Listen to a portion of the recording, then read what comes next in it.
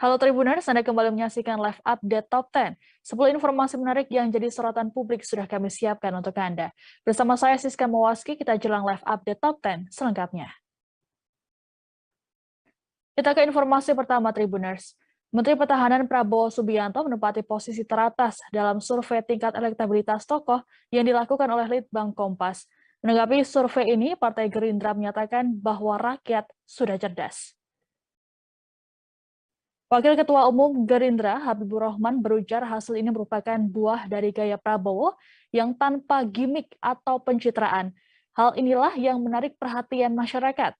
Tak hanya itu, Habibur Rahman juga mengklaim dengan bergabungnya Prabowo ke Kabinet Jokowi Maruf juga mendapat apresiasi. Kehadiran Prabowo dinilai membawa dampak positif bagi stabilitas pemerintahan, sehingga berjalan efektif dan fokus mengatasi persoalan bangsa. Dengan kondisi ini, maka Habibur Rahman yakin Prabowo bersedia maju lagi sebagai calon presiden. Untuk diketahui, dalam survei yang dilakukan Litbang Kompas pada 17 hingga 30 Januari 2022, ada 3 nama yang menempati posisi teratas. Selain Prabowo yang mendapat 26,5%, juga ada Gubernur Jawa Tengah Ganjar Pranowo dan Gubernur DKI Jakarta Anies Baswedan. Keduanya masing-masing mendapat 20,5% dan 14,2%. Elektabilitas ketiganya tercatat meningkat dibanding survei serupa yang digelar pada 2021. Dalam survei ini sejumlah nama juga masuk. Sebut saja Sandiaga Uno, Agus Harimurti Yudhoyono, Basuki Cahayapurnama hingga Andika Perkasa. Tokoh yang menempati posisi terbawah yakni Ketua DPR RI Puan Maharani dengan jumlah kurang dari 1%, yakni 0,6%.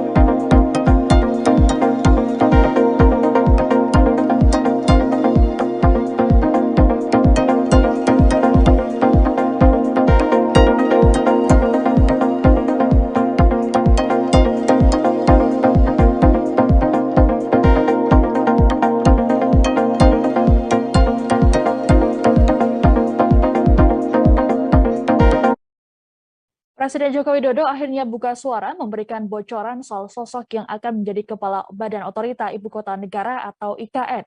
Meski tak menjelaskan secara gamblang terkait dengan nama tokoh, Presiden Jokowi hanya memberikan ciri-cirinya. Hal ini disampaikannya saat menghadiri peresmian kantor DPP Partai Nasdem atau Nasdem Tower di Menteng, Jakarta Pusat pada Selasa 22 Februari. Jokowi mengatakan bahwa yang akan menjadi pemimpin ibu kota kelak tidak berasal dari partai. Nama tersebut rencananya akan diumumkan dalam waktu dekat yang kemungkinannya adalah pekan depan. Sebelumnya, Presiden Jokowi juga sempat mengungkapkan terkait dengan kriteria calon pemimpin IKN. Ia menyebut setidaknya seseorang yang memimpin IKN memiliki latar belakang arsitek dan pernah memimpin daerah. Beberapa waktu lalu, Jokowi juga sempat menyebut ada 4 nama tokoh yang dinilai cocok sebagai pemimpin IKN. Mereka yakni Komut Pertamina Basuki Cahayapurnama atau Ahok, Kepala Lembaga Kebijakan Pengadaan Barang Jasa Pemerintah atau LKPP Abdullah Azwar Anas, mantan Menristek Bambang Brojonegoro, dan mantan Dirut Wijaya Karya atau Wika Tumiana. Namun kini keempat nama tersebut dianggap gugur karena tidak memiliki latar belakang arsitek. Tokoh yang dinilai memenuhi kriteria yang disebutkan yakni Gubernur Jawa Barat Ridwan Kamil. Menanggapi hal ini, Ridwan Kamil mengaku enggan berandai-andai, terlebih masih banyak program di Jawa Barat yang belum selesai. Pria yang akrab disapa Emil ini yakin Presiden Jokowi punya pilihan yang terbaik.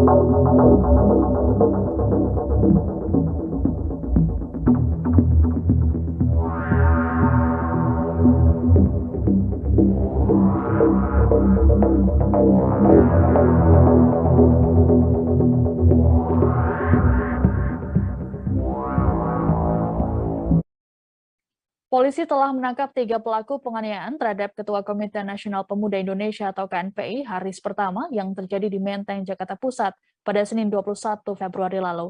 Diketahui ketiganya merupakan debt collector atau penagih utang, namun mereka mengaku tidak saling kenal.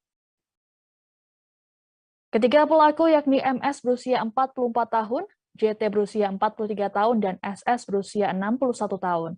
Menurut polisi, ada 5 orang yang terlibat dalam peristiwa ini, akan tetapi 2 diantaranya masih buron. Penangkapan terhadap 3 pelaku dilakukan oleh Direskrimum Polda Metro Jaya kurang dari 1 kali 24 jam. 4 orang pelaku berperan sebagai eksekutor, sedangkan 1 orang yakni SS berperan sebagai dalang.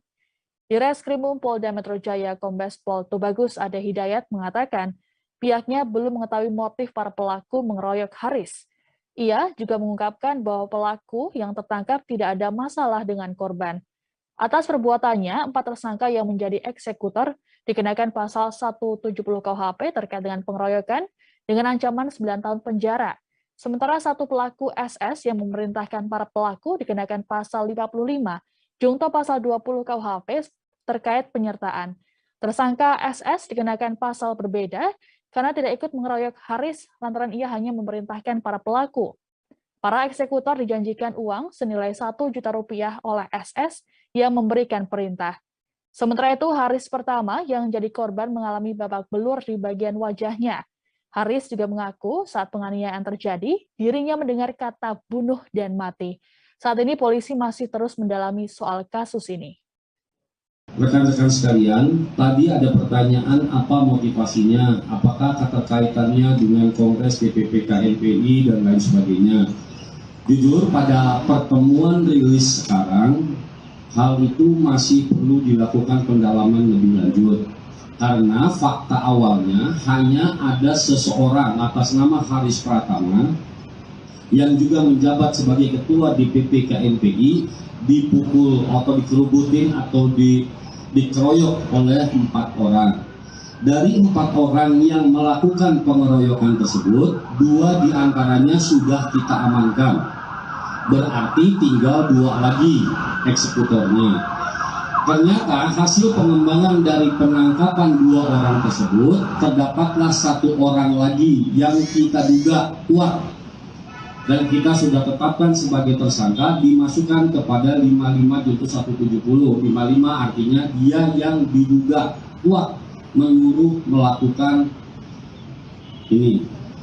Dasarnya adalah kenapa motivasinya harus ada ke belakang, karena jujur di antara mereka tidak saling mengenal.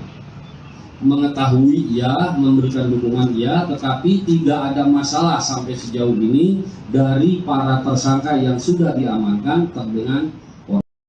Kesorotan lainnya Tribuners, kasus dugaan penimbunan minyak goreng dalam jumlah besar kembali terjadi. Kali ini dilakukan oleh pasangan suami istri di sebuah perumahan di Kecamatan Walantaka, Kota Serang, Banten. Saat penggerebekan, polisi menemukan sebanyak 9.600 liter minyak goreng ditimbun. Selain mengamankan pasutik berinisial AH dan RS, polisi juga mengamankan 3 orang lainnya yang merupakan pembeli.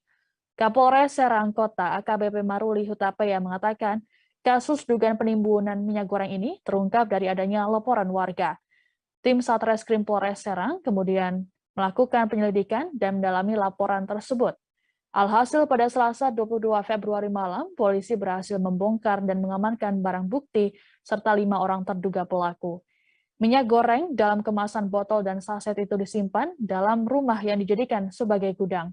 Ada dugaan bahwa pelaku menjual minyak goreng tersebut di atas harga eceran tertinggi atau HET. Penimbunan dilakukan dalam kurun waktu seminggu. Dari informasi terbaru, Pak Sutri tersebut telah ditetapkan sebagai tersangka. Atas perbuatannya, pelaku akan dijerat dengan Undang-Undang Perdagangan, Undang-Undang Pangan, dan Undang-Undang Perlindungan Konsumen. Ancaman pidananya maksimal 7 tahun penjara dan atau denda sebesar 150 miliar rupiah. Ada satu plastik, satu saset itu berjumlah 12. Jadi totalnya semua ada 9.600 botol atau saset minyak goreng dari berbagai macam. Kita berharap dengan adanya pengungkapan ini tidak ada lagi kelangkaan dan harga bisa normal, masyarakat juga bisa mendapatkan kebutuhan pokok secara normal dan tidak kesulitan.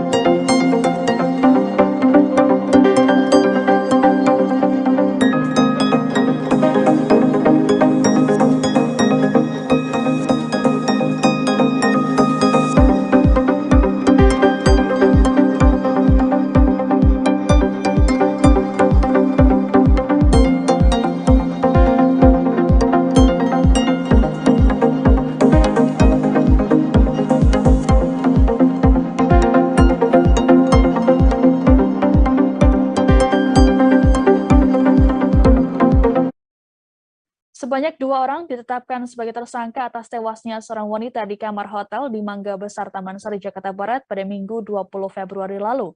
Keduanya diketahui melakukan suntik filler payudara terhadap korban berinisial RCD tersebut.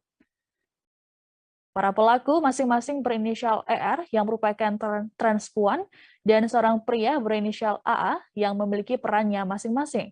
Polisi mengatakan ER berperan menyuntikkan silikon cair ke payudara RCD, sedangkan AA bertugas membeli silikon tersebut.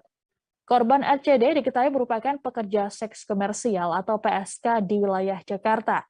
Polisi kemudian berencana akan membongkar makam RCD untuk melakukan autopsi. Pasalnya, setelah tewas, keluarga sempat menolak untuk dilakukan autopsi dan langsung menguburkannya. Polisi lantas melakukan upaya pendekatan pada keluarga dan berhasil. Upaya autopsi ini untuk memastikan apakah RCD tewas karena suntik filler atau bukan. Terkait kasus ini, polisi membuka pintu kepada siapapun yang pernah merasa dirugikan atas tindakan suntik filler ilegal ini. Dari keterangannya, memang dia sudah melakukan praktek cukup lama. Tadi dari keterangan, dari tahun 2004 dia sudah melakukan. Dan yang kita tahu baru Indi yang sebagai korban. Berarti dia bukan dokter atau bukan, Pak? Bukan. Dia bukan dokter dan dia juga tidak ada sertifikasi khusus untuk melakukan kegiatan tersebut. Pak Kapolsek. Jadi bisa dikatakan gadungan atau seperti apa Pak Kapolsek? Kalau bahasa kita ya tidak memiliki izin. Ilegal berarti? Ya, tidak memiliki izin ataupun tidak berwenang melakukan hal tersebut. Jadi Pak Kapolsek ini korban yang suntik pertama atau sebelumnya sudah pernah melakukan hal yang serupa dengan pelaku, Pak? Dulu sudah pernah, namun yang saat ini suntik kedua, mungkin pas suntik kedua ini diduga adanya kebocoran sehingga adanya korban di hotel sampai kita temukan di hotel tersebut. Kesorotan lainnya Tribuners, aksi bejat dilakukan oleh seorang guru ngaji di Tegal, Jawa Tengah yang tega mencabuli 2 santriwatinya. Mirisnya, pelaku mengaku bahwa aksinya itu didasari rasa sayangnya. Pelaku bernama Munasik berusia 53 tahun merupakan guru ngaji di sebuah pondok pesantren yang berada di Kecamatan Bumi Jawa, Kabupaten Tegal. Wakapolres Tegal, Kompol Didi Dewantoro mengungkapkan Aksi pencabulan ini sudah berlangsung sejak September 2021 lalu. Pelaku melancarkan aksinya di pondok pesantren karena kebetulan yang bersangkutan merupakan seorang pengurus. Didi mengatakan pelaku mengajak korban mengaji di luar jam yang ditentukan, kemudian melancarkan aksinya. Kasus ini terungkap setelah ayah korban menjemput anaknya pulang dari pesantren tersebut pada Oktober 2021 lalu. Ayah korban kala itu bertemu dengan pelaku, kemudian dikabari bahwa sang anak sedang berselisih dengan teman-temannya di pesantren. Namun hal aneh terjadi ketika sang anak hendak pulang naik mobil, teman-teman korban justru memeluknya. Ayah korban yang curiga dengan hal ini kemudian membawa anaknya ke ustadz lain untuk diobati secara alternatif. Saat menjalani pengobatan inilah semua kelakuan bejat guru ngaji di pesantren tersebut terbongkar. Korban baru mau berbicara kejadian yang dialami setelah ditanya oleh ustadz tersebut. Ia mengaku mendapat tindak asusila dari oknum guru ngaji tersebut. Tersangka Munasik menuturkan dirinya memilih korban karena santriwati itu memiliki paras yang cantik. Dengan tersangka atas nama Bapak Munasik bin Jumar dengan alamat Bumi Jawa, ya. Ini dilaporkan pada tanggal 18 Januari 2022 yang kebetulan kejadiannya ini sebenarnya sudah dari tahun 2021, yaitu sekitar bulan September. Kejadian di pondok pesantren Al-Muki, Desa Duku Mobok, Desa Begawat, Kecamatan Bumi Jawa, Kabupaten Tegal. Jadi modus tersangka ini, Pak Munasik ini, melampiaskan hasrat seksualnya kepada santriwati yang dirasa mempunyai paras cantik. Jadi dia mengajak ngaji di luar jam yang telah ditentukan. Dengan seperti itu dia bisa melakukan perbuatan cabul terhadap santrinya. Kemudian dari hasil pengembangan bahwa ada 2 orang santriwati yang sudah pernah dilakukan pencabulan oleh Pak Munasik bin Jumar. Masih dari Tegal, Jawa Tengah, Tribuners, aksi tak senonoh dilakukan oleh seorang pria terhadap anak kandung laki-lakinya. Pelaku nekat mencabuli korban dengan alasan tak puas dengan sang istri. Korban berinisial AA dicabuli oleh pelaku Waryadi dalam kurun waktu 2018 hingga 2022. AA menjadi korban bejat sang ayah saat dirinya masih berusia 17 tahun. Polisi mengatakan kasus ini terungkap saat korban dan pelaku bertengkar pada Rabu 26 Januari dini hari. Kakak korban yang datang kemudian menanyakan permasalahan yang terjadi. Dari situlah korban mengungkapkan peristiwa naas yang selama ini ia alami. Kakak dan ibu korban kemudian melaporkan peristiwa ini ke Satreskrim Polres Tegal pada 17 Februari 2022. Selama dicabuli sang ayah, korban tak berani melawan karena diancam menggunakan senjata tajam. Total pelaku Waryadi mencabuli sang anak sebanyak 7 kali. Atas perbuatannya, pelaku terjerat pasal perlindungan anak dengan ancaman hukuman penjara maksimal 15 tahun dan tambahan 1/3. Hal ini karena pelaku merupakan ayah kandung korban. Terkait kondisi korban, pihak Lembaga Pelindungan Anak Kabupaten Tegal melakukan pendampingan. Pendampingan ini bertujuan untuk memulihkan psikologis korban agar dapat kembali beraktivitas normal seperti biasa. Kategori anak sejak tahun 2018 hingga terakhir di tahun 2022 pada bulan Januari terakhir kali. Sehingga karena adanya peristiwa tersebut, si korban menyampaikan kepada keluarganya, kakak kandungnya, dan kemudian membuat laporan di Polres Tegal. Korban ini laki-laki dan? Laki-laki korban. Pada saat dilaksanakan tidak ada perlawanan dari korbannya. Korban merasa takut ya akan ancaman-ancaman yang dilontarkan oleh si pelaku. Kalau pengakuan pelaku itu motifnya apa dan bisa seperti itu? Motifnya ya kebutuhan biologis kalau berdasarkan keterangan dari tersangka. Seperti tidak ada pelayanan dari istri atau bagaimana? Istrinya sudah kita minta keterangan. Jadi tidak. Untuk berhubungan badan ya biasa layaknya suami istri. Namun memang ada perlakuan yang agak sedikit menyimpang dari si pelaku.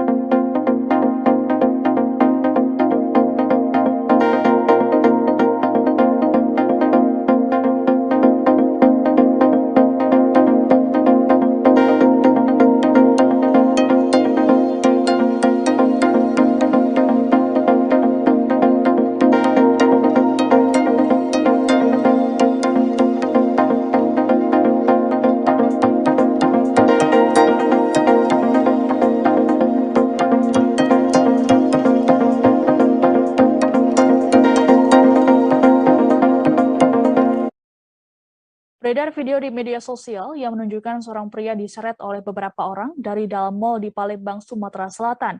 Belakangan diketahui bahwa pria yang diseret tersebut adalah anggota polisi bernama Rehen yang bertugas di Polres Pali, Sumatera Selatan. Sedangkan sejumlah orang tersebut adalah debt collector atau penagih utang. Dalam video tersebut terdengar suara kepanikan dari seorang wanita yang berupaya meminta tolong. Aksi para debt collector ini pun berhenti ketika sampai di depan pintu masuk mal. Terkait dengan peristiwa ini, Rehan langsung membuat laporan resmi ke Polda Sumatera Selatan. Peristiwa ini bermula ketika Rehan datang ke Mall Palembang Icon dengan meminjam mobil Honda Mobilio milik temannya. Nah, para debt collector tersebut langsung membawa mobil dengan alasan menunggak angsuran. Korban pun berupaya mempertahankan mobil karena kendaraan itu milik temannya.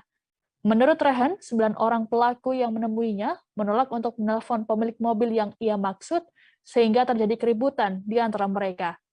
Terpisah, Kabid Humas Polda Sumatera Selatan Kombes Pol Supriyadi menjelaskan laporan anggota polisi yang diduga dikeroyok debt collector tersebut telah diterima dan kini sedang dilakukan tindak lanjut. Supriyadi menjelaskan pada dasarnya pemegang wewenang yang bisa menarik kendaraan dari tangan pemilik adalah pihak leasing. Namun tindakan itu harus dilakukan sesuai dengan aturan yang berlaku, di antaranya putusan dari pengadilan. Sementara itu, sejumlah orang yang mengatasnamakan perwakilan dari PT Mata Elang Sumatera atau MES selaku penagih juga sempat mendatangi Bitpropam Polda Sumsel untuk membuat laporan. Namun laporan itu urung dibuat karena kurangnya persyaratan. Nah, kita akan lihat perkembangan nanti kalau apa penyebab daripada masyarakat melakukan pengeroyokan. Kan ini harus dicek juga, harus dilihat juga. Kalau memang ternyata terjadi kesalahan oleh yang bersangkutan, ya dia kan bertanggung jawab. Tapi kalau memang ada penghasutan dan lain sebagainya, ya bisa diproses. Kan ada namanya kan pasal 170 pasal pengeroyokan. Jadi kita lihat kasuistisnya. Ya. Berkaca dengan kasus ini, imbauan kita kepada anggota sendiri. Kita kepada anggota bahwa sudah jelas bahwa yang punya kewenangan menarik adalah pihak dari leasing sesuai dengan aturan yang berlaku ya. Jadi ada namanya jaminan fidusia. Jadi pemilik kendaraan juga masih punya hak yang sama. Jadi setelah melalui putusan pengadilan baru bisa ditarik oleh yang bersangkutan. Bocah penderita tumor tulang kaki yang dibantu oleh Kapolri Jenderal Listio Sigit akhirnya diputuskan untuk menjalani amputasi. Proses amputasi dipilih karena kondisi tumor yang semakin parah. Dokter melakukan tindakan amputasi pada tungkai kaki sampai pangkal paha bocah bernama Sinta Aulia. Operasi dilakukan di Rumah Sakit Polri Kramat Jati, Jakarta Timur pada Rabu 23 Februari, terhitung sejak pukul 10.40 WIB hingga 12.30 WIB. Pasca operasi, Sinta Aulia pun ditempatkan di ruang VVIP Rumah Sakit Polri Kramat Jati. Untuk proses kesembuhannya, Sinta Aulia juga akan diawasi secara ketat oleh tim dokter. Konsultan Rumah Sakit Cipto Mangunkusumo atau RSCM Ahmad Fauzi Kamal menyampaikan amputasi merupakan jalan terakhir yang dipilih oleh tim dokter gabungan lantaran tumor yang dialami pasien telah semakin besar. Dari hasil pemeriksaan tim dokter gabungan, Sinta menderita osteosarkoma atau kanker tulang. Penyakit ini menyebar secara cepat hanya dalam hitungan minggu dan bulan. Nantinya, bocah asal Rembang, Jawa Tengah ini akan mendapatkan kaki palsu. Pemasangan kaki palsu terhitung sejak 3 bulan pasca operasi. Sebelum memiliki kaki palsu, Sinta akan berlatih duduk untuk membantunya membiasakan diri memakai kursi roda. Sehingga kemo juga bisa berjalan 3 kali sesuai rencana. Kadang-kadang kemo itu bisa punya dampak HB-nya turun, sehingga harus ditunda. Tetapi lazimnya, sekali lagi lazimnya, kalau tidak ada halangan, tidak ada penyulit, maka dari satu kemo ke kemo lain itu akan diberikan dalam periode 3 sampai dengan 4 minggu. Jadi kita berharap 3 bulan dari sekarang itu sudah 3 minggu, 4 bulan dari sekarang itu seluruh rangkaian pengobatan sudah rampung. Mudah-mudahan Ananda Sinta tidak bisa selesai dengan pengobatan kemonya, sehingga kalau pada orang dewasa itu biasanya dipertimbangkan penggunaan kaki palsu itu adalah setelah 3 bulan. Jadi setelah lukanya matang, bagus, siap, itu 3 bulan. Tapi mungkin pada Ananda Sinta nanti kita lihat, karena Ananda juga masih anak-anak, masih panjang perjalanannya, tentu kita lihat nanti dalam 3 bulan ke depan. Seorang ibu hamil tersangka penganiayaan di Palembang, Sumatera Selatan tak jadi dipenjara setelah dirinya dimaafkan oleh korbannya. Atas keputusan ini, wanita berinisial F tersebut kemudian langsung sujud syukur dan tak kuasa menahan tangis. Dengan berlinang air mata, F meminta maaf kepada korban yang merupakan tetangganya. Kepala Seksi Pidana Umum Kejaksaan Negeri Palembang, Agung Ari Kesuma menjelaskan, penyelesaian kasus ini dengan restoratif justice. Keadilan restoratif dilakukan setelah adanya kesepakatan damai antara korban dan pelaku. Menurut Agung, keadilan restoratif ini bisa dilakukan karena tersangka baru pertama kali melakukan tindak pidana yang ancaman pidananya tidak lebih dari 5 tahun penjara serta kerugian di bawah 2,5 juta rupiah. Ada pula pertimbangan lain, yakni saat ini tersangka sedang mengandung 5 bulan. Agung berujar setelah menganiaya korban, sebenarnya tersangka memiliki etikat baik untuk berdamai. Saat itu, F memberikan uang sebesar 1 juta rupiah kepada R untuk biaya perawatan. Penganiayaan yang dilakukan oleh F terhadap korban dipicu perselisihan antara keduanya. Dengan kejadian ini, Agung berharap dapat menjadi pelajaran bagi masyarakat agar tidak bertindak melawan hukum.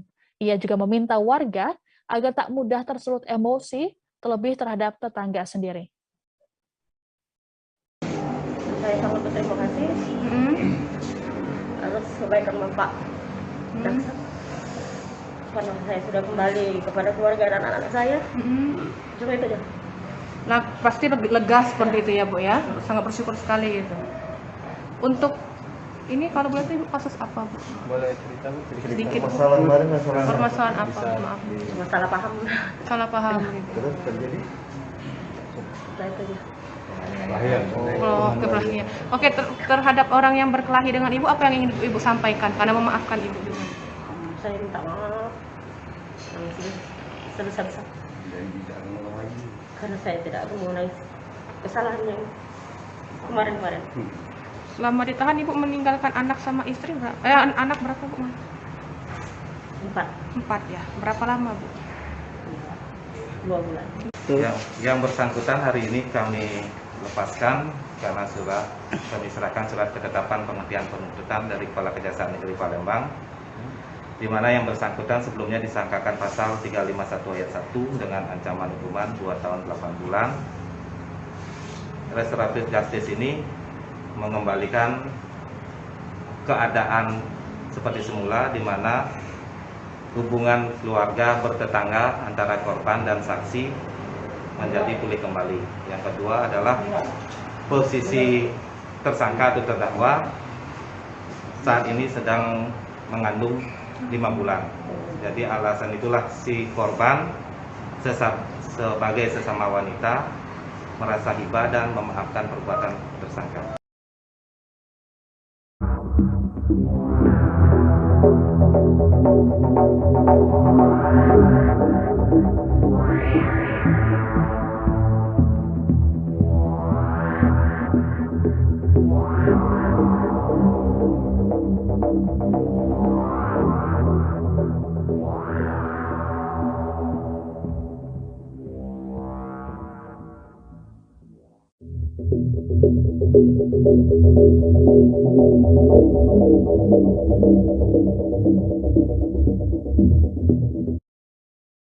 Informasi tadi sekaligus menutup jumpa kita dalam live update Top 10 kali ini. Jangan lupa untuk terus perbarui informasi Anda di kanal YouTube Tribun News. Saya Siska Mawaski pamit undur diri. Terima kasih dan sampai jumpa. Jangan lupa like, subscribe, dan share ya.